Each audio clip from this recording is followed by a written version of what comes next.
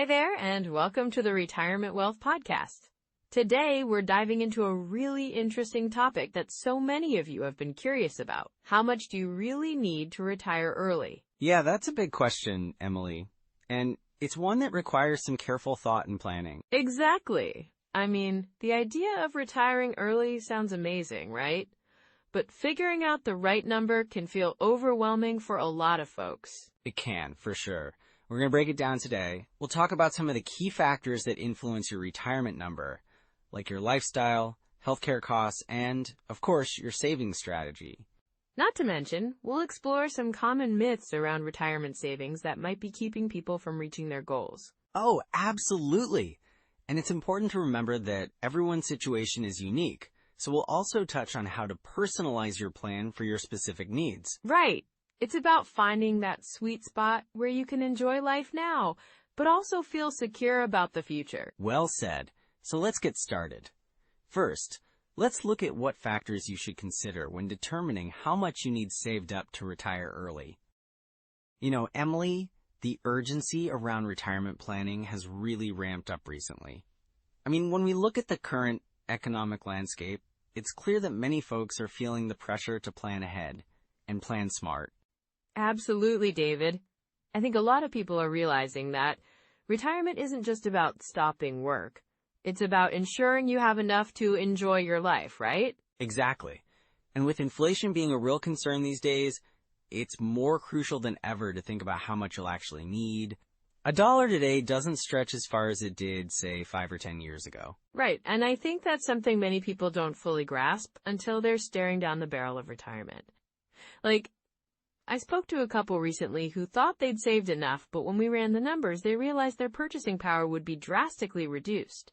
That's a tough pill to swallow, isn't it? Especially when you consider that many retirees are living longer, so that money has to last longer too. Yeah, and not to mention the volatility in the markets. Just when you think you've got a solid plan, the market shifts. It can be really unsettling. It can be. I had a client who was so close to retirement, but then the market took a downturn. They started to panic about whether their savings would hold up. That's pretty common, I think. They had this vision of a peaceful retirement, but suddenly it felt like that dream was slipping away. And that's where the planning comes in, right? It's not just about the numbers. It's about building a strategy that can withstand those market fluctuations, so you have peace of mind. Exactly, and I think a lot of people underestimate the emotional side of all this. You want to enjoy your retirement, not spend it worrying about money. Well said. And then, of course, we can't ignore the changes in Social Security.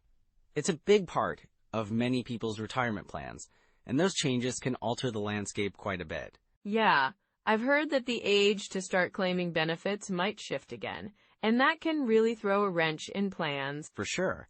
I mean, if you're planning on that income coming in at a certain age and suddenly you can't, it's a game changer. And then there's healthcare costs, which seem to just keep rising. I spoke to another retiree who thought they had budgeted well, but then they faced unexpected medical expenses. It completely shifted their financial picture. Right, and healthcare is one of those things that can be so unpredictable.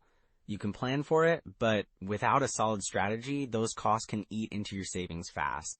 And with so many people living with chronic conditions these days, it's a reality that more retirees face, which adds another layer of complexity to planning. Yes, I often tell my clients that not only do they need to plan for their basic living expenses, but they also have to think about potential long-term care. That's a huge part of financial security in retirement. And that's where legacy planning comes into play too, right? People want to leave something behind for their loved ones, but if they haven't planned well, that can become a burden instead of a gift. Absolutely.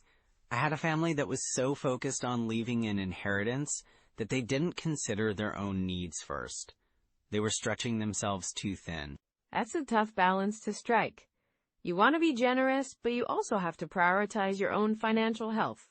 Exactly. And with the current economic trends, it's more important than ever to be tax efficient. Taxes can eat away at your retirement savings if you're not careful. Right, and with potential tax law changes on the horizon, it's like a moving target. Planning for taxes in retirement requires a proactive approach. It really does. I think it's all about being informed and adaptable. The more prepared you are, the less you'll have to worry about what's coming down the pipeline. And it's about finding the right balance, isn't it? You don't want to live in fear of what could happen, but at the same time, you have to be realistic about the risks. Exactly. I encourage my clients to think about their goals. What do they really want their retirement to look like? That vision can guide all these financial decisions. And that's so important. It's not just about the numbers. It's about what those numbers mean for their life. Right. And as we dive into core strategies, let's keep that in mind. The goal is to create a plan that aligns with their vision while protecting against those uncertainties. Yes, let's explore how to build that strategy step by step and make sure people feel empowered to take control of their retirement planning. So when we talk about how much you need to retire early, one of the first things I think about is how you structure your investments. It really makes a difference, right? Absolutely. Let's dive into that. Stocks and bonds, for example. They can play such a crucial role in your portfolio. Right. A common rule of thumb is the 70-30 split. 70% in stocks and 30% in bonds. That's a solid starting point for many people, especially if they're looking at a longer time horizon. Yeah, because stocks tend to grow more over time, but they come with that higher risk, right? Bonds can help balance it out. Exactly. So if someone is, say, 10 or 15 years away from retirement, they might lean more heavily on that stock side. But if they're already in retirement, shifting towards more bonds could help reduce market volatility. And that's really important because you don't want to see your portfolio take a big hit when you're relying on it for living expenses, right? Right. And speaking of living expenses, let's talk about how much you'll actually need to withdraw from that portfolio each year. The 4% rule is often suggested as a guideline for sustainable withdrawals. So, if you have $1 million, you'd withdraw about $40,000 a year, right? Exactly. But it's not a one-size-fits-all. Factors like your lifestyle, healthcare costs, and other income sources, like Social Security, play a big part in that calculation. Oh, Social Security is a big one. A lot of folks don't realize how much it can impact their retirement income. Yes, and it's wise to think about when to actually start taking those benefits. Delaying can potentially increase your monthly benefits significantly. Right. So if you're healthy and can wait, it might make sense to hold off until you reach full retirement age, or even beyond. Exactly. And keep in mind that your Social Security benefits are adjusted for inflation. That's another reason to factor it into your overall retirement plan. So if we're looking at a 30-year retirement, having that steady stream of income can really help. Yeah? Definitely. Now let's pivot a bit and talk about tax-advantaged accounts. 401ks, IRAs, and Roth IRAs all offer unique benefits. Yeah, each one has its own rules, right? Like, with a traditional 401k, you get that immediate tax deduction, but you'll pay taxes on withdrawals later. Exactly. Meanwhile, with a Roth IRA, you pay taxes up front, but withdrawals are tax-free in retirement. That can be a powerful tool if you expect to be in a higher tax bracket later. So it's a bit of a trade-off, depending on your situation. And there are income limits for Roth IRAs, right? Yes, there are. But for those who qualify, it's worth considering converting some traditional IRA assets to a Roth, especially if you think taxes will rise in the future. That's an interesting strategy. It can be complex, though. It might make sense to consult with a tax advisor on that. Absolutely. And while we're on assets, let's not forget about real estate. Many people use real estate as part of their retirement strategy. Oh, for sure. It can provide rental income and also appreciates over time, which can be a nice hedge against inflation. Right, but it's important to remember that it comes with its own risks and responsibilities. Owning property means maintenance costs, potential vacancies, and market fluctuations. Definitely something to weigh carefully. And speaking of risks, let's transition to withdrawal strategies. The bucket strategy comes to mind. Yes, with the bucket strategy, you essentially create different buckets for different time horizons. You might have one for short-term needs, like cash and bonds, and another for long-term growth, like stocks. That way, you're not forced to sell assets during a market downturn. It's a proactive approach to managing withdrawals. Exactly. And it can help you feel more secure knowing you have funds set aside for immediate needs while still allowing for growth in the other buckets. And that also ties into asset allocation. It's all about finding the right mix that aligns with your risk tolerance and retirement goals, right? Yes, and rebalancing your portfolio periodically is key. As markets fluctuate, your asset allocation can drift, which may expose you to more risk than you're comfortable with. So checking in on your portfolio regularly would be a smart move then? Yes, and it doesn't hurt to review your overall strategy at least annually, especially as your personal circumstances change. Now, what about tax savings techniques? There are ways to minimize your tax burden in retirement, right? Definitely. For instance, if you have both taxable and tax-advantaged accounts, you can be strategic about which to draw from, like using taxable accounts first to allow tax-deferred accounts to keep growing. Smart. Plus, there are also strategies like charitable distributions from IRAs, which can help reduce your taxable income, right? Exactly. If you're charitably inclined, that can be a win-win. And then there are required minimum distributions, or RMDs, that kick in at age 73 now. Ah, yes.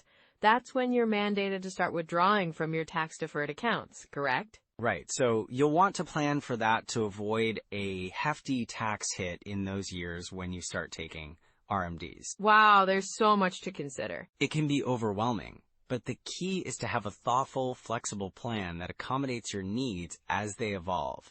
And speaking of evolving needs, let's transition into some common pitfalls folks might face when planning for early retirement. That sounds good. It's so important to be aware of those to avoid any surprises along the way.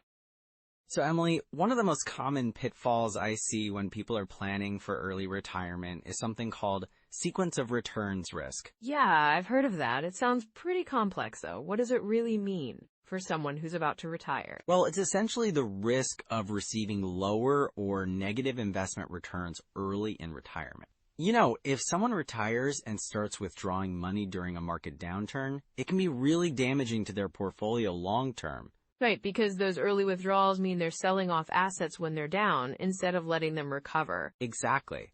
I had a client, let's call him John. He retired in 2008, right before the financial crisis. He had a solid plan, but when the market tanked, he had to withdraw from his investments at a loss. It set him back significantly. Ouch. That must have been tough for him. It was. He ended up having to adjust his lifestyle, cut back on travel and dining out, which were things he really looked forward to in retirement. It's just such a crucial factor to consider. So what can someone do to avoid that situation?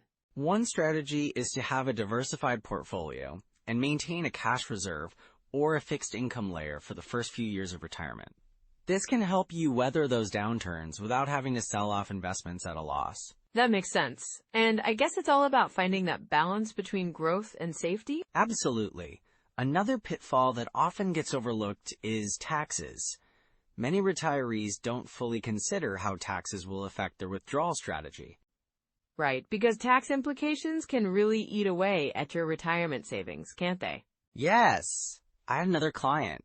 Let's call her Susan. She was so focused on her investment returns that she forgot to factor in taxes when she was planning her withdrawals. She ended up taking out more than she needed, landing herself in a higher tax bracket. Oh no! That sounds like a big surprise. It really was. She had to pay a lot more in taxes than she anticipated, which really cut into her budget.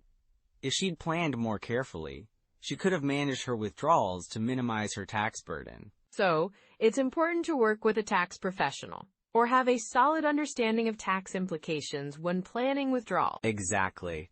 And speaking of unexpected costs, healthcare can be another major pitfall.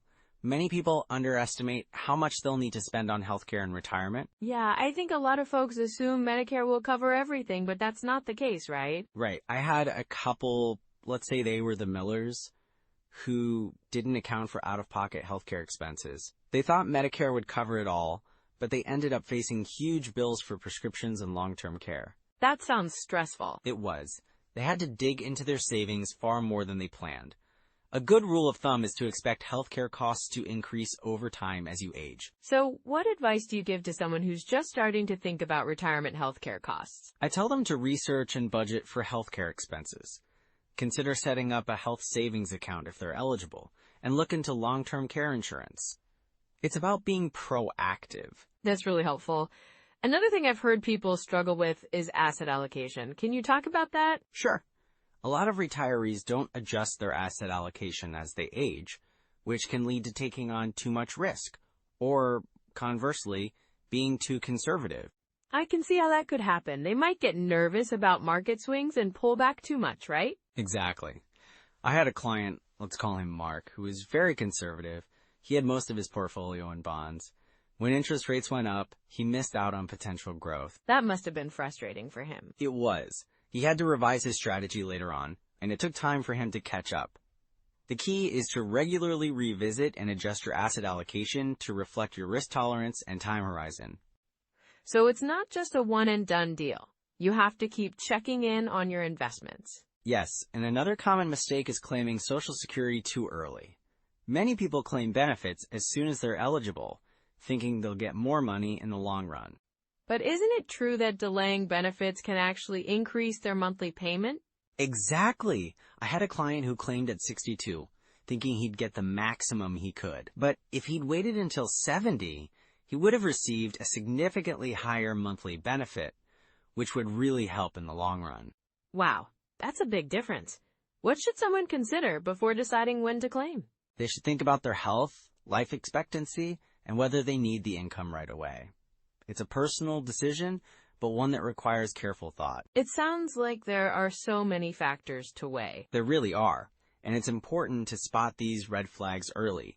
If someone is rushing into decisions without considering the long-term implications, that's a sign they need to slow down. So, what's the takeaway for someone who's worried about making these common mistakes? The takeaway is to start planning early, be informed, and regularly review your plan. Don't hesitate to seek professional advice. It can be invaluable in helping avoid these pitfalls. That's great advice, David. It really emphasizes the importance of being proactive rather than reactive. Absolutely. And remember, it's never too late to adjust your plan if you spot any issues. The key is to stay informed and adaptable. Perfect. I think that sets us up nicely for our next section on actionable steps for ensuring a successful retirement. Yes, let's dive into that. So, if you're wanting to take some immediate steps toward early retirement, let's talk about some actionable things you can do right now. Yeah, definitely. I mean, it can feel overwhelming, but breaking it down into smaller steps makes it so much more manageable, right? Absolutely. One of the first things I'd recommend is to start by using some retirement calculators. Vanguard, Fidelity, and Schwab all have great tools that can help you estimate how much you need to save. Right. Those calculators can give you a rough idea of how much you should be setting aside monthly, depending on when you want to retire. Exactly. And don't forget the Social Security Administration website, ssa.gov. It's an invaluable resource for understanding your benefits and how they fit into your retirement plan. Oh, for sure. And it can also help you project your income based on when you decide to start taking those benefits. And speaking of projections, running your own retirement projections is essential. It gives you a clearer picture of what your financial future might look like. Yeah, and it doesn't have to be complicated. You can start with a simple spreadsheet or use apps that help you visualize your income and expenses in retirement. There are plenty of financial planning apps out there too. Some let you track your investments, while others can help you budget. Tools like Mint or Personal Capital are great for that. I like that idea. It's a good way to keep everything in one place and monitor your progress over time. Exactly. Also, don't forget about reviewing your portfolio regularly. I'd say at least quarterly. Markets change, and your investments should reflect your goals and risk tolerance. That's a smart habit to get into. Plus, it gives you a chance to rebalance if things have shifted too much in one direction. Yes! And speaking of habits, it's never too late to start small. You could begin by setting aside just a little bit more each month. Even a small increase can make a big difference in the long run. Totally! And if you're not sure how much to set aside, try looking at your current expenses and see where you can cut back. That's a great point. It's all about finding that balance. You can also explore increasing your contributions to retirement accounts like a 401k or IRA. Right. And if your employer offers a match, definitely take full advantage of that. It's like getting free money. Absolutely. That's a no-brainer. And speaking of resources, there are some fantastic books and podcasts focused on retirement planning. Oh, I love that. What are some that you recommend? Well, The Simple Path to Wealth by J.L. Collins is a classic. It really breaks down investing and retirement in an easy-to-understand way. That one's definitely on my list. And I've heard great things about Your Money or Your Life by Vicki Robin, too. It's all about transforming your relationship with money. Yes, and there are also some excellent podcasts out there. The Mad Fientist focuses on financial independence and has some great interviews. I've listened to that one. It really gets you thinking about how to optimize your savings and investments. Another good one is Choose FI. They delve into strategies for financial independence and early retirement. Those are great suggestions. I think mixing in a little bit of reading or listening can really motivate you to take action. Definitely. And remember, it's all about making incremental changes. You don't have to overhaul your entire plan overnight. Right? Just start with one small habit, like reviewing your expenses or reading a chapter of a retirement book each week. Exactly. And the key is consistency. The more you engage with your plan, the clearer it will become. Yeah, that makes so much sense. And if you find yourself feeling overwhelmed, it's okay to seek out a professional. A financial advisor can help you create a personalized plan tailored to your goals. Great point. Just remember, whether you're starting your retirement planning journey or you're already in the thick of it, it's never too late to improve your plan. For sure. So those are some practical first steps. Now, let's bring this all together. Well, as we wrap up this episode, let's recap a few key points about how much you really need to retire early. Absolutely. One major takeaway is that, it's crucial to have a clear understanding of your expenses. Like, what do you actually need to maintain your desired lifestyle? Right. And then there's the importance of having a solid income plan. It's not just about having a nest egg. You need a strategy to draw from it sustainably. Exactly. And don't forget about healthcare costs. They can really sneak up on you. So planning for those can make a big difference in your retirement years. Definitely. And we touched on the significance of diversifying your investments to reduce risk. A well-balanced portfolio can help you weather market fluctuations. Yeah. And lastly, it's all about staying flexible. Your retirement needs might change, so being adaptable is key. Building and protecting your retirement wealth is not just a destination. It's a journey. Stay informed. Keep adjusting your plans. And don't hesitate to seek guidance when needed. That's such a great point, David, and we want to hear from you. If you found anything in today's episode helpful, please like and subscribe, and definitely share your biggest takeaway or any questions you have in the comments. And if you know someone who's planning for retirement or already in it, sharing this episode could really help them out. Next time, we'll dive into something really interesting. What is a living trust and why it matters? Trust me, you won't want to miss it. Absolutely. It's going to be a valuable discussion that'll clarify some important aspects of estate planning. Thanks for joining us today. We hope you're feeling more equipped on your retirement journey. Take care, everyone, and we'll see you next time.